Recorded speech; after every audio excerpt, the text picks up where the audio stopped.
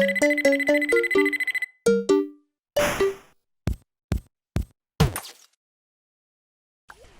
hi Morgan, I forgot to record an intro, so enjoy this pack. Yeah, enjoy the tutorial. Anything I forget, just let me know. And yeah, enjoy. So we'll start with the zombies here. And coming in first we have the Imp, who is very good in turf takeover, getting in the zones, not so good at Team Vanquish, a good support and an offensive character, very bad at defensive, however his Imp is very good. So I'll give him an 8 out of 10. Coming up next we have Super Brains and his obviously counterpart. I don't like this character. However, he's a favourite with a lot of top pros, and he is very good in Team Turf Takeover and Team Vanquish. So I'll give him a 6 out of 10. Coming up next we have Captain Deadbeard and his counterparts. Obviously he's a ranged character. He's alright if you're defending in Team Turf Takeover, not so good if you're offensive. However, he is very good in Team Vanquish and he can get a lot of long range kills, so I'll give him a 5 out of 10. Coming up next we have the original Foot Soldier and obviously his counterparts. He is a very good character on this game, absolutely OP, and you can have many different variants. So for example, the Scuba Soldier has one shot, however it does 75 damage, and you can just sit across the map. So he's good in every single situation, nothing bad to say about him, 9 out of 10. Coming up next we have the Engineer, and he is very good in Turf Takeover, in my opinion the best character in the game.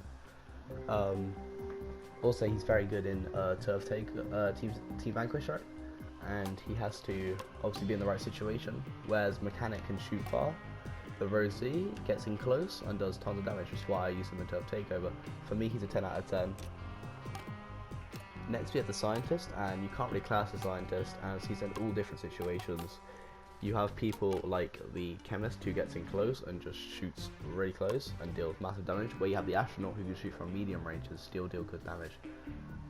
Good in really all situations, and a brilliant healer, a good support character as well, especially if you're going for that Revival Master to get up your experience. So I'll give him a 4 out of 10. Coming up next we have the All-Star. Now, obviously for me, I think the Cricket Star is the best. There's a lot of debate on this, but he's just a very good character. A tank takes a load of damage on 200 health, and also deals a massive 9 damage depending on the character you're using, as well as you can get flame buffs and things. So for me, this character is very good. I'll give him an 8 out of 10. Last on the zombies, we have the Hovergoat. Very good support character, deals damage. I'll give him a 6 out of 10. Okay, so moving on to the plants, we have the Citron up first. The Citron is good at holding ground with his shield, and can also stun enemies, and is the best player to kill the next Imp, as he had the Imp here. He's also very fast and can be used a lot, and is quite fun to use. However, his laser does not deal enough damage for me, so you need a different variant of him. So for me, he comes in at a 3 out of 10. Coming up next we have the Rose, and for me the Rose is the worst character in the game, for me personally. However, a lot of other people do like him, and I know there is a power up you can get which makes her bullets homing, which increases her by about times 10. So I think if you have that, she is playable, but without that she's a 1 out of 10 for me. Coming up next we have the Corn, and for me the Corn is basically the same as an All-Star, just a bit worse. So basically exactly what I said for the All-Star, just a massive tank and deals massive rocket shots. I do believe his power-ups are very worse than the All-Star, so I will give him a 7 out of 10. Coming up next we have the Pea Shooter, and for me the Pea Shooter is just that character that's not really played enough. Either you like him or you don't. I'm not a big fan of the Pea Shooter, so for me I'll give him a 5 out of 10, just bang average. Next we have the Chomper, and there are loads of different types of Chompers that can shoot or do stuff. For me the best two in the game are the Yeti and the Hot Rod Chomper. Now the reason for this is because they get speed and they can also do range. So obviously the Chomper is the only plant that can attack people and be unharmed and guarantee the kill every time. So for me, Chompers are very meta in this game if they can be used in the right situation, like Turf Takeover. So for me, the Chompers come in at 9 out of 10. Coming up next, we have one of my favourite characters to play as, the Sunflower. Now for me, the Sunflower is a very good character. I recommend her highly, especially for beginners. And she's just an all-round fun character to play with. Does massive damage, has a brilliant laser, heals herself. The only downfall is she doesn't have a lot of health, but that can be excused for the amount of damage that she gives out. No Sunflower has an excuse to give out 9 damage.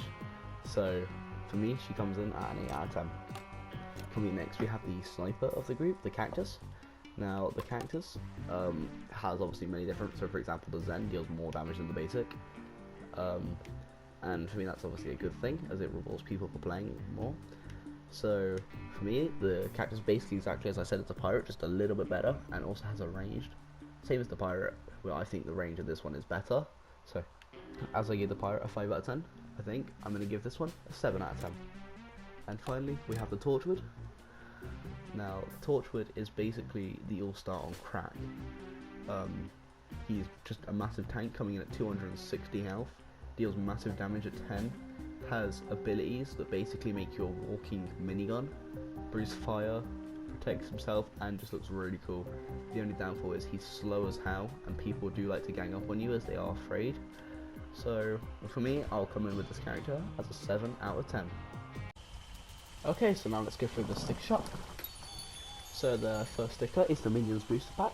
Now this will give you 5 consumables, and they are either bots, which you plant to defend, basically plants that you plant to defend, weeds, which you can grow, and they will help you capture areas and things, or brown coats, which is the same thing as the weeds. But for some reason. Okay, next we have the Helpful Fun Pack. This just gives you 5 consumable items and a very low chance at a character piece. Now we have an Extraordinary Pack. This gives you 6 customized items and consumables. Will have guaranteed 1 rare, and has a high likelihood of a rare character piece. Moving on to the Wondrous Pack of Greatness. Now this in my opinion is my favourite pack to open, as it's the most random. Gives you 7 items, 1 super rare item or consumable. Now these always give you a character piece of some kind usually, and you can actually get legendaries in this as well. It's the best pack for that. My favourite part about this pack is you can get abilities, and they are quite common in this one. So once you've got a decent amount of characters, I definitely recommend moving on to these to try and get abilities. Okay, now for the Phenomenal Character Pack, this just guarantees you a rare or super rare character. And finally you have these ones, like the Affinity Pack, which are limited. Don't ever buy them. They are the biggest scam ever. You can literally, for the same price, get the same items in this. It's that bad, so don't ever go with them. Sometimes you get lucky and get some legendary items worth thousands of coins, but the chances of it are very low, and I do not recommend it. Okay, so now we're going to move on to Rux's Baza. Now, Rux appears randomly for a month, usually during a event, and he will sell you 5 items of special, classic, or legendary rarity that are quite expensive, that range from all the way down from 50,000 coins all the way up to 100,000. Sorry, a million, not 100,000. And they are very cool. So, for example, the Epic Batatronic is a very cool legendary hat. Goes on all foot soldiers and is very cool. I bought the Mood Shield this week for 500,000, which I think is a very good deal, as it's one of the best abilities in the game. Okay, so this is the quest board, and as you can see, there's 3 different categories. There's plants, zombies, and multiplayer. Now, multiplayer just gives you coins, as you can see, and zombies and plants ones are to be done in the backyard, and they give you stars. Now, stars can open chests, which I'll get onto later, and do other things, but the thing we're going to focus on here is these red lollipops. Now, the reason why these red lollipops are good, because if you get enough of them from completing these, you can get a ×2 multiplier. Now, this multiplier, lasts for a whole month, as you can see, so it updates in 8 hours, my quests. But the reason why this multiplier is good is because every XP you get is now ×2 when you get to max. So this will help you rank up massively. So I've ranked up in the last month over 200 levels, so it's definitely good. As you can see here, I have an epic quest, which is obviously a harder quest. However, it will give me 10 stars and 7 multipliers to help me, so it's definitely worth doing those. Now we're going to move on to stars. So stars can be used to open things like chests, It can also be used for things like giving it to other characters. Now, the reason stars are good is because they A, give you backyard items, B, give you 20,000 coins, or C, you can, for example, as I'll show you here, you can give them to folk like the fish, and they give you 750 XP. Now, this is good for ranking up, obviously, and many other things. Is for stars, you can buy things like the crazy target. Now, to do this, I'll just give you a quick run through here. I am not very good at it. I am possibly the worst player you'll ever see at this game, and I'm also not using a good character for it.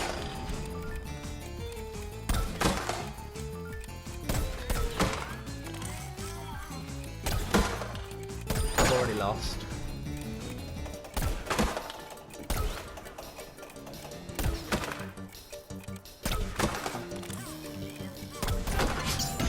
That was, I mean, A- is decent. It's a high score for me, and I'll definitely take it. But that's one of the things you can do. Another thing you can do during the map, if I go down here, I may forget some of them. There's a lot of things to do. So this is the Temple of Gnomes down here. Now I'll get onto that later. This is the thing you can do here. And it has a 200 star chest, which gives you the crown, which you would have seen earlier. And it also has all these slots for gnomes. There are 54 gnomes in total, and if you capture all of them, which you can find around the map and other things, you can open these chests, and I think give you a total of 300,000 coins. And it only takes about 54 minutes to capture all of them if you look it up on YouTube. Now, this over here, I won't go into it, is the Trial of Gnomus, and I'll tell you more about that later. And I'll show you how to open it and all later. The final thing you can do, just messing around in back garden, excluding the story mode, which you probably already know about. Just in case you don't, just go down to the back garden, talk to Crazy Dave or Zomboss, and they will give you quests that you can do. Usually some like garden ops missions or something. If you do them, you progress in the story and you can unlock some cool items.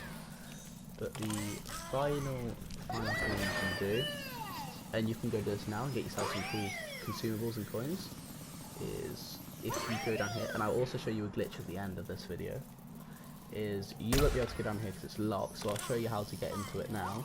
You go down here, see I fell off, but if you can use an all-star, you can get through that little pipe there and unlock it. So I'll just go through the normal way now, just to save time.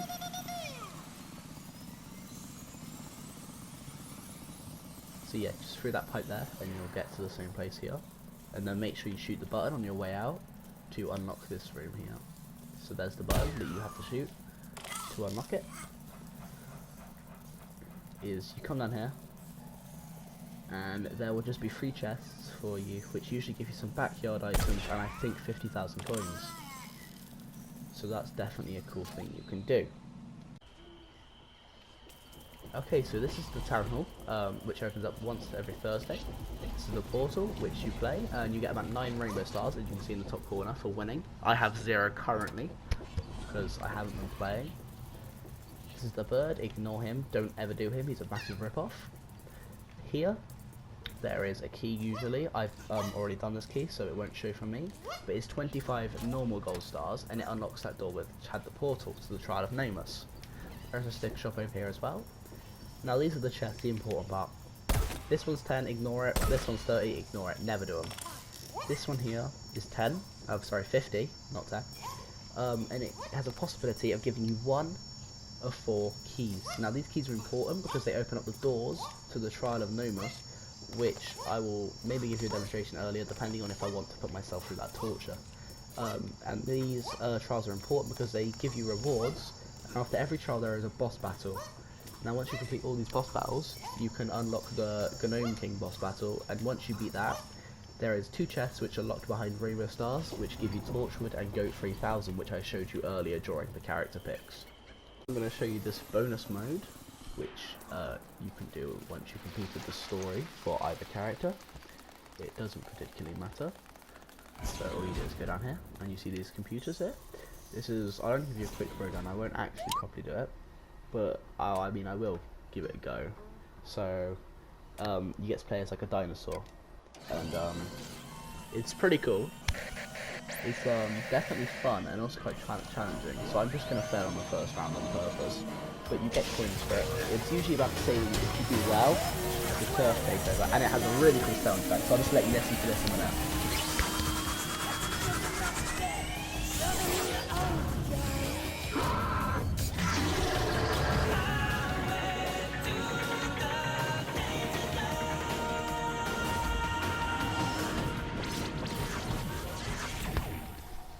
So yeah, that is one of my favourite parts of the game, seeing that intro. It's pretty cool. And as you can see now, I will basically just give you a quick rundown on what you do here. But this is supposed to be the story of the game. And you come to this area, and you have to defend these things basically from massive gnomes that are really hard to kill. So it's not that fun. And obviously the cat, there is a cat one as well, which is for the zombies, and he is better. So I will just be a bit quieter now.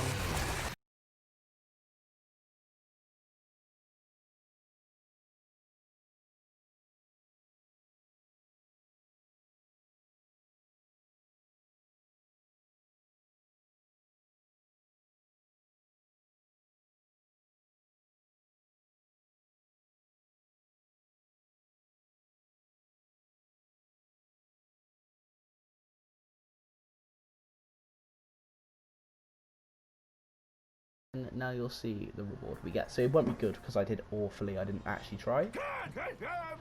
But as you see, the shards all go to the chest. So I didn't get enough for a reward there, which is very sad. But usually, if you get around 1,000, that's around 10,000 coins. So each one counts the amount of coin. Or sorry, I think 10 coins. Maths. There. But that's the infinitus mode. You just sent me obviously the message about the cactus. So I'm going to show you how to do that. So those challenges can only, as I said earlier, be completed in this mode. And you're probably wondering, how do I get cactus? Now there are two ways. There is the hard way and the slow way of doing it, which I will show you now. Which is, you go all the way over here to the zombies. Or actually, sorry, the plants. It would normally be the plants, but because I am on. And you stand here and you wait for the alarms to go off. This puts all of the characters in, and they just all attack you. There'll be bosses. So I should have done this really as a zombie. But the other way to do it is this here. It's raise the flag, and what it does is it sends waves. So I'll just show you as a plant now. But just imagine that they're normal. Which is what I will show you now. So it would just be normal zombies running at me now, but as the waves get harder, different types of zombies will come at me. So you will get a round, if you were doing this as a zombie, you would end up with a round of cactus, eventually. I think it's like round like 4, the cactus one is. So yeah, as you can see now, oh I leveled up. So I just let them attack there now. And you also get coins for doing this as well. It's not many. It's like 1,000 per round, I think. But, you know, and then there's an infinite round, which has everyone come at you, and it's really hard and annoying. But, you know, that's just how it is. So, yeah. So now, I'm just gonna do the gameplay explanation. So, yeah. Thanks for watching this tutorial, Morgan. And, yeah, we'll play as soon as I catch the game. So yeah, it's also a fun game to play as well. So now I'll just move on to these. So if I go to multiplayer, this is welcome mat. So it's like you played earlier. It's Team Vanquish. So first 50 kills with no different characters, just the normal ones. And a good tip for this one: reviving actually causes the other team to lose a point. Mixed mode is basically just every mode. Quite hard to find a game in that one though, because not a lot of people do it. Turf Takeover, my favourite mode.